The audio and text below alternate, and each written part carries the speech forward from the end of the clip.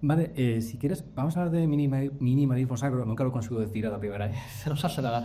Minimalismo sacros. Cuéntanos para la gente que no lo conozca, ¿vale? A grandes rasgos, ¿qué es? ¿Por qué parece que está de moda? Porque cualquier persona que haya escuchado un poquito, yo creo, de música sacra en las últimas décadas, sabe, ¿no? Que es lo que está de moda o lo que mucha gente escucha. Y a lo mejor en más detalle, ¿cómo influye en tu música? A nivel concreto, ¿eh? Para ¿qué aspectos concretos de ese minimalismo sacro incorporas? Sí, vale. El minimalismo es una corriente que surgió a partir de los años 60-70 en compositores de tradición clásica y clásica contemporánea. Entonces, es un movimiento que surgió al mismo tiempo en lugares diferentes. O sea, no se pusieron de acuerdo, sino que ocurrió. Entonces, por ejemplo, está el minimalismo americano, que son compositores como Philip Glass, Steve Reich, que no hacen...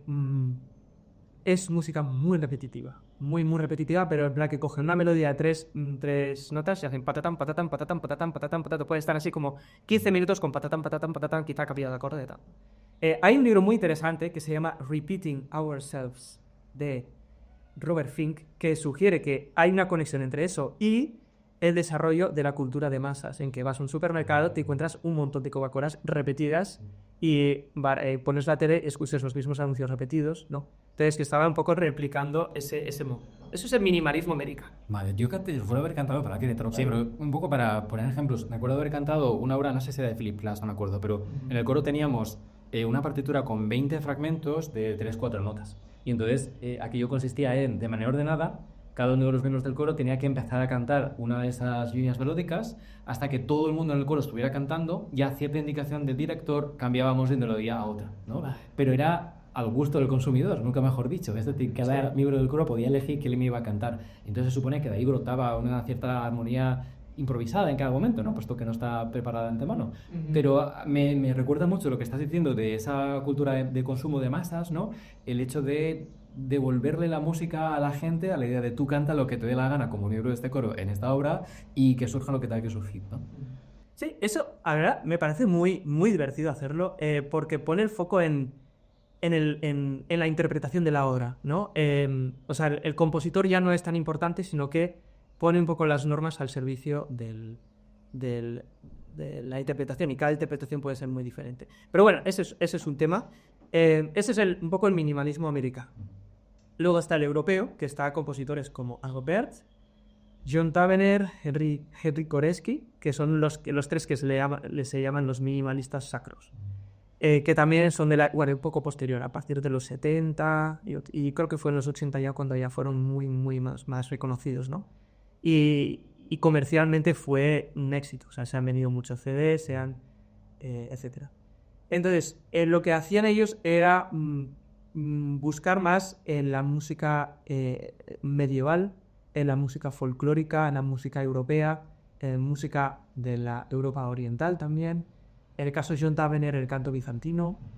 Eh, y entonces, pero también es minimalismo en el sentido de que son muy sencillos. O sea, cogen melodías muy sencillas, no las recargan, les quitan todos los ornamentos y de esta manera hacen que las palabras que usen, porque en muchas composiciones corales van de una forma mucho más directa al significado de las palabras, ¿no? A través de la música.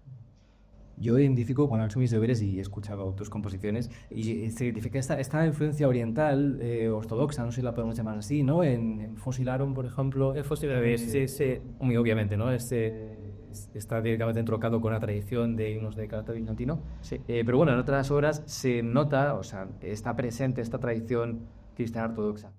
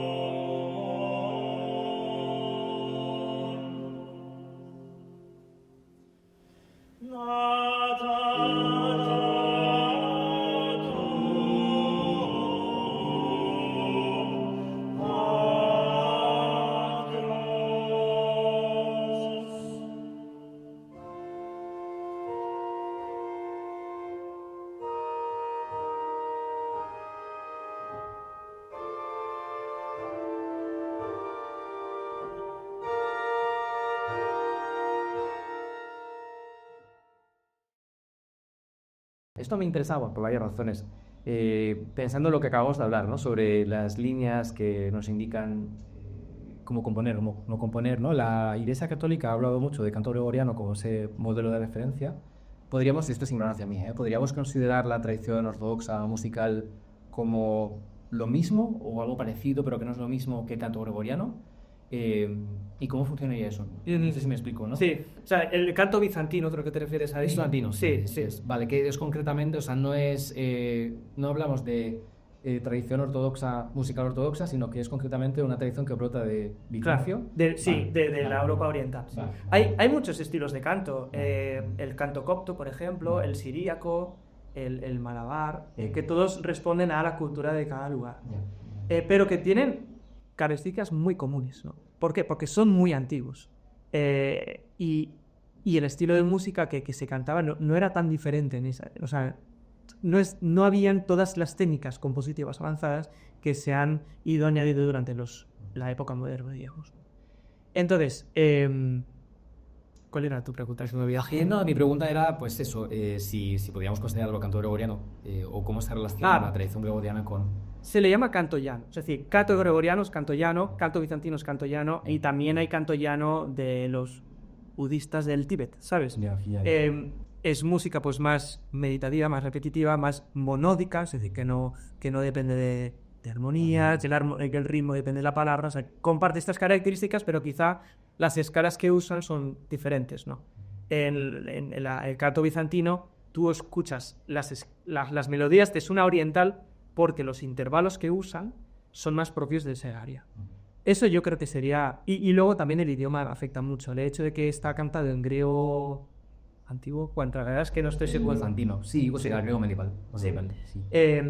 Claro, la forma en que acentúan las palabras, cómo son esas vocales, cómo vibran esas consonantes, tiene un sabor muy... Por ejemplo, nosotros cantamos mucho aleluya, como si la Y como si fuera casi como una consonante, ¿no? Ellos cantan aleluya, o sea, la I es una vocal más. Y hace, bueno, eso, que la forma de pronunciar las palabras son diferentes. Vale. Y nos contarías sobre algunas composiciones tuyas donde está esta influencia. No sé si lo haces por modestia, pero me gustaría que nos hablaras también de tus obras. Yo he mencionado el área de Fossil Aron, pero sé que hay bastantes más donde hay influencia palpable, ¿no? De Pärt, no solamente del canto bizantino, sí me refiero, sino de este minimalismo sacado de hablar. Vale, pues una de mis favoritas es el Triunfo del Luz. Eso sí, es de las que más me han gustado, de hecho, de las piezas de tu composición. Sí. Pues mira, esta me inspiré en la figura de tres... Se me ocurrió esta idea. Está el canto de estos tres jóvenes del libro de Daniel. Y dice, ¿por qué no relacionar estos tres jóvenes con figuras de tres jóvenes mártires de la actualidad? Porque estos también fueron mártires, no murieron en ese momento, pero eran mártires en el sentido que daban testimonio de su fe a riesgo de su vida. Entonces cogí tres jóvenes mártires actuales, que es Akash Bashir de Pakistán, Michael Nadi de de Nigeria, perdón, y el ganés era Matthew Ayariga. Vale. Entonces, ¿por qué no pedir a tres cantantes jóvenes, y le pedí a tres estudiantes de Nasum que estaba estudiando en ese momento, que cantaran esta obra inspirada en este tema, inspirada también en estas tres historias? Eso es una cosa. Y luego me inspiré un poco en el canto gregoriano, hay una antífona al principio. Triunfo herorum cante, y luego empieza benedicitio,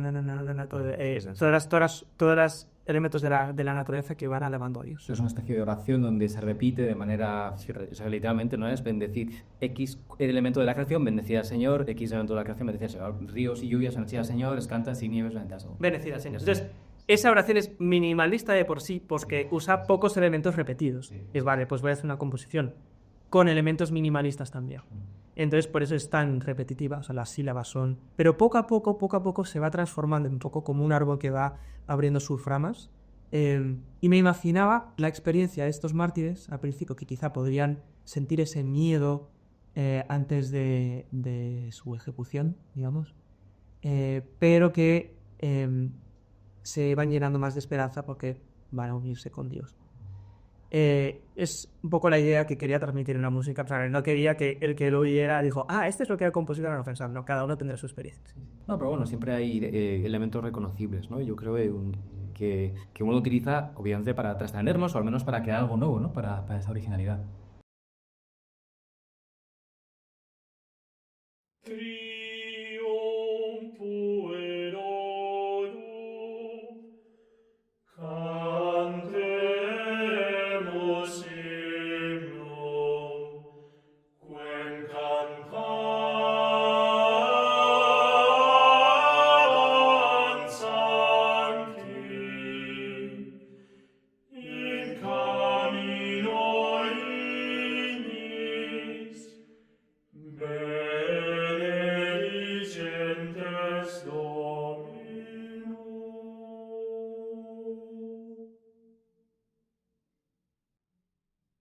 Benedicite omnia opera Domini Domino, laudate et super exaltate meum in saecula.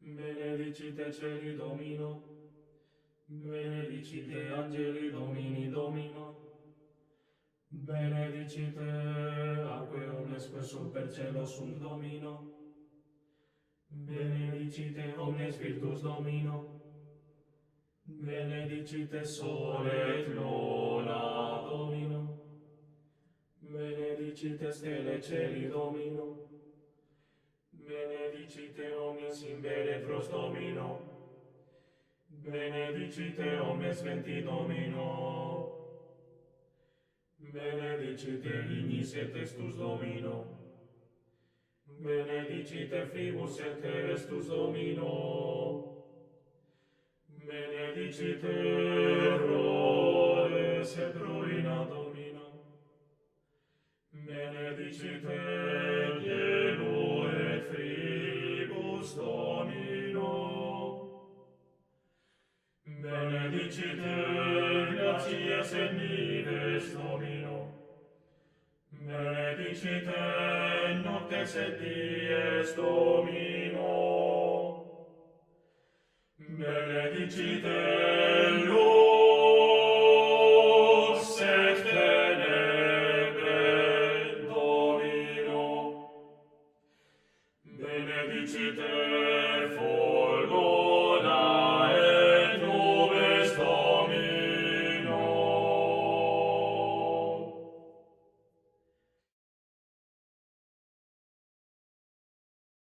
Si te ha gustado este corto, puedes ver la conversación completa a través del enlace en pantalla. Para apoyar mi trabajo, suscríbete a patreon.com/laencrucijada, donde disfrutarás de acceso anticipado y sin anuncios a todos los episodios del podcast, además de una biblioteca de cursos de filosofía y literatura exclusivos para miembros. Muchas gracias por seguirnos.